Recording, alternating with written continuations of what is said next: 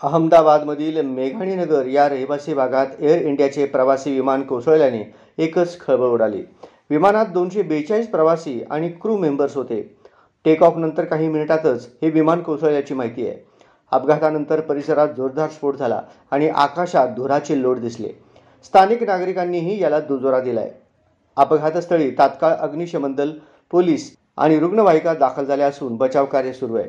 अनेक जखमींना रुग्णालयात हलवण्यात आले आहे। मृतांचा आकडा अद्याप स्पष्ट झालेला नाही। एअर इंडियाने या दुर्घटनेची चौकशी सुरू केली आहे। प्रशासनाने परिसर सील केला असून नागरिकांना सुरक्षित स्थळी हलवले जात आहे। या भीषण घटनेमुळे संपूर्ण अहमदाबाद शहरात शोककळा पसरली आहे। या अपघातामध्ये अनेकांचा मृत्यू झाल्याची शक्यता वर्तवण्यात येत आहे। या घटनेचा व्हिडिओ सोशल मीडियावर व्हायरल झाला आहे। अहमदाबादमधील मेघाणीनगर परिसरात एअर इंडियाचे विमान कोसळलं। परिसरात मोठ्या स्फोटाचा आवाज झाला। जिकडे तिकडे धुराचे लोट दिसत होते। धुरामुळे परिसरात घाबरलेले वातावरण निर्माण झालं।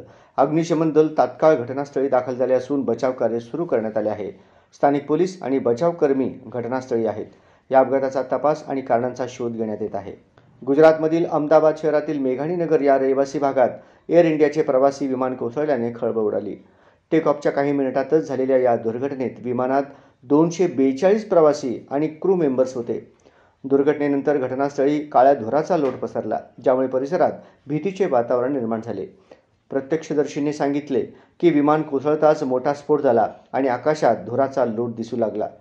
मेघाणी नगरातील रहिवासी भागात ही घटना घडल्याने स्थानिकांना मोठा धक्का बसला। घटनास्थळी तातडीनं बचाव पथकाच्या गाड्या आणि रुग्णवाहिका दाखल झाल्या। बचाव कार्य सुरू असून जखमींना जवळच्या रुग्णालयात दाखल करण्यात येत आहे। मात्र अद्याप मृतांची नेमकी संख्या समजू शकलेली नाही।